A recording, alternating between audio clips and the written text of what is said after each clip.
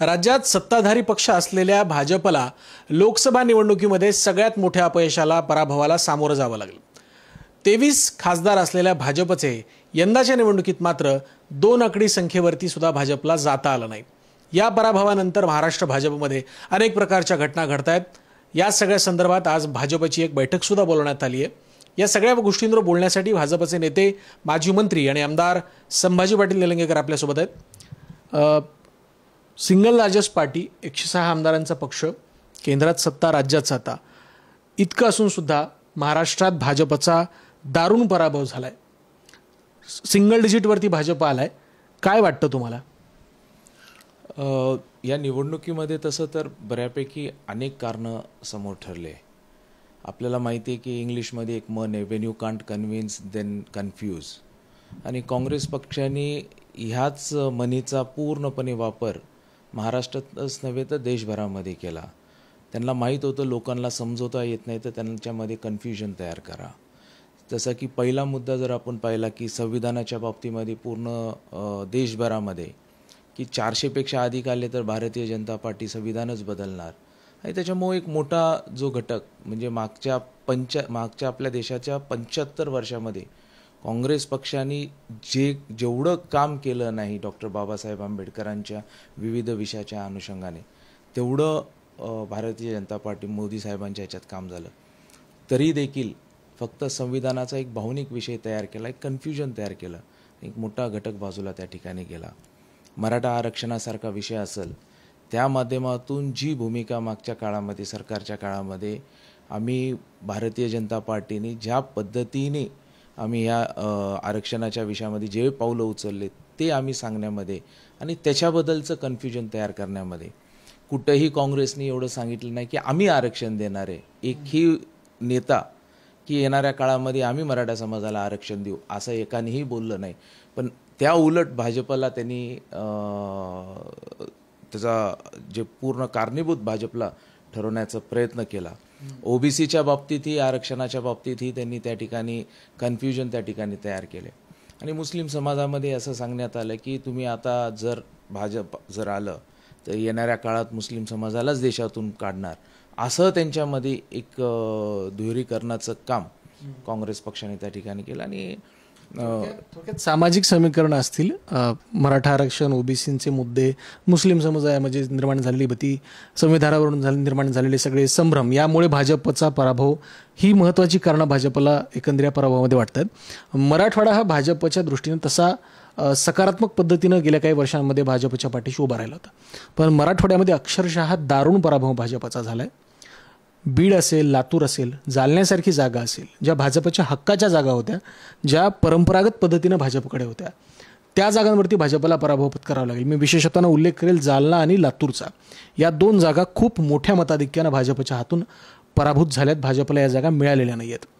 केवळ मराठा आरक्षण हा एकमेव फॅक्टर यामागे होता की या सगळ्या मुद्द्यांच्या व्यतिरिक्त आणखीन काही मुद्दे होते जे अद्याप प्रकाश झोतात आलेले नाही आहेत? मराठवाड्यामध्ये प्रामुख्याने मराठा समाजाचा आरक्षणाचा हा महत्त्वाचा विषय होता आणि त्याचा फटका हा सर्वच मराठवाड्याच्या जागेंवर त्या ठिकाणी पडलेला आहे। दुसरा विषय म्हणजे मराठवाड्यातला शेतकरी हा सोयाबीन पिकवणारा शेतकरी आहे। त्याच्या भावाबाबतीतही मोठ्या प्रमाणामध्ये शेतकऱ्यांमध्ये एक नाराजगीचं सूर त्याच्यामध्ये तयार झालेलं दिसून आलं। आणि मराठवाडा हा तसा पूर्वीपासून हा निजाम आणि ह्याच्याशी जोडलेला, खाली निजाम स्टेटशी जोडलेला हा भाग होता। मुस्लिम समाजाचा एक मोठा प्रमाणात या ठिकाणी प्रभाव त्या ठिकाणी असतो, तोही एक ताकदीने भारतीय जनता पार्टीच्या विरोधामध्ये त्या ठिकाणी उभा टाकला। असे अनेक फॅक्टर्स आहेत ज्याला आम्ही लोकांपर्यंत तो विश्वास आम्ही तयार करण्यामध्ये आम्ही कमी पडलो। हा टेम्पो जर महायुतीच्या बाबतीत जो आता निर्माण झालाय, तो जर विधानसभेपर्यंत कायम राहिला तर काय चित्र दिसते तुम्हाला भाजपचं? कारण इतका मोठा पक्ष असून सुद्धा लोकसभेत केवळ 9 जागा आल्यात। हाच टेम्पो पुढे राहिला तर काय स्थिती असेल? प्रत्येक निवडणूक वेगळी असते आणि आपण जर पाहिलं की मागच्या काळातल्या ज्या काही गोष्टी असतील, जो काही लोकांमध्ये विविध विषयाच्या माध्यमातून जो राग असेल, तो एकदा तो बाहेर या निवडणुकीच्या माध्यमातून ती पडला आहे असं मला वाटतं आहे. आणि जिथं आम्ही कमी पडलो, ह्या गोष्टी ज्या क्षेत्रामध्ये ज्या ह्याच्यामध्ये आम्ही कमी आहे हेही आमच्या लक्षात आलेलं आहे. आणि परत लोकांमध्ये जाणं आणि तो विश्वास मिळवणं ही आता आमची जबाबदारी असेल. कार्यकर्ता ताकदीने त्या ठिकाणी बाहेर पडेल. आणि अजून एक मला आवर्जून सांगायचं आहे की आमचाही कार्यकर्ता ज्या पद्धतीने खाली जायला पाहिजे होतं, मतदान करून घ्यायला पाहिजे होतं, जो भाजपचा कार्यकर्ता ज्याच्यासाठी त्याची ओळख आहे, आम्हाला सर्वांना माझ्यासहित मला असं वाटत होतं की मोदीजींचं फॅक्टर मूव्ह आपण सर्वजण निवांत म्हणजे आपली जागा लागल असंच या विश्वासात होतो. पण काय घडलं आणि ह्या गोष्टी आमच्याही लक्षामध्ये, आमचाही विश्वास म्हणजे शेवटपर्यंत आम्हाला वाटलं की आमची जागा येईल, पण असं घडलं नाही. आणि का घडलं नाही ह्याचं आम्ही मागच्या 2-4 दिवसात लोकांपर्यंत जाऊन समजून घेण्याचा प्रयत्न केला. अजूनही त्यांच्यापर्यंत जाऊ, समजून घेण्याचा प्रयत्न करू. जिथं कमी पडलोय त्या गोष्टी भरून काढण्याचा प्रयत्न करणार. तुम्ही आता म्हणालात की मोदी येणार हे जवळपास सगळ्यांनी गृहीत धरलं होतं, कार्यकर्त्यांनाही ते माहिती होतं. त्यामुळे कदाचित जागांमध्ये थोडंफार कार्यकर्ता गाफील राहिला, संघटना गाफील राहिली असं तुम्ही म्हणताय. त्यामुळे आएगा तो मोदी ही टॅगलाईन भाजपच्याच मुळावर आली असं आपण म्हणतो. नाही, निश्चितपणे अनेक लोक मतदान करायलाही गेले नाहीत, अनेक लोक आले नाहीत. ज्या पद्धतीने इतर जे झाडून झालेलं मतदान आपल्याला दिसतंय त्या पद्धतीने भाजपचं झाडून मतदान झालं नाही असं मला वाटतंय. एक पॉझिटिव्ह गोष्ट यामध्ये घडली असं सध्या तरी दिसतंय, जे परवा श्री देवेंद्र फडणवीस यांनीही आपल्या पत्रकार परिषदेमध्ये सांगितलं की राज्यातला जो वोट शेअर आहे त्यामध्ये वोट शेअर जो डिवाईड झाला आहे भाजप, महायुती आणि महाविकास आघाडी यात फारसा फरक नाही आहे, हे फडणवीसांनी आकडेवारीसहित सांगण्याचा प्रयत्न केला. आकडेवारीमध्ये हा जो काही अगदी मायनर डिफरन्स आहे त्यामुळे कुठेतरी भाजप महायुतीचं पारडं जड आहे किंवा फार मेहनत करावी लागणार नाही महायुतीला विधानसभेसाठी. आणखीन थोडं पुश केलं तर विधानसभेमध्ये काम होऊ शकतं, अशा प्रकारची एक संदेश फडणवीसांनी परवा देण्याचा प्रयत्न केला. हे कार्यकर्त्यांना कशा प्रकारे भाजपचे नेतृत्व कन्व्हिन्स करणार आहे की आपण अजूनही ताकदवान आहोत, मात्र काही सुधारणा करण्याची आवश्यकता आहे. कार्यकर्ता कुठेतरी गाफील राहिला असंही तुम्ही म्हणाल आता. नाही, ही निवडणूक म्हणजे आय ओपनिंग होती कार्यकर्त्यांसाठी. आणि आपण माननीय देवेंद्रजींनी ज्या विषयाचा उल्लेख केला, जे मताची टक्केवारी आणि पर्सेंटेज ऑफ वोट, आज आपण एक लातूर जिल्हाच म्हणून जर घेतला तर एक 35,000चा डिफरन्स हा आपल्याला त्या ठिकाणी, आणि तोही कसा आपला वोटर बाहेर नाही आला, आपलं मतदान त्या ठिकाणी झालं नाही. जे अपेक्षित आमचं टार्गेट होतं की 66,000 ते 67%, 66 to 67% वोटिंग करायचं, ते आम्ही 60%पर्यंतच वोटिंग करू शकलो. आणि पर्सेंटेज ऑफ वोटिंग घटण्याचाही तोटा त्या ठिकाणी झाला.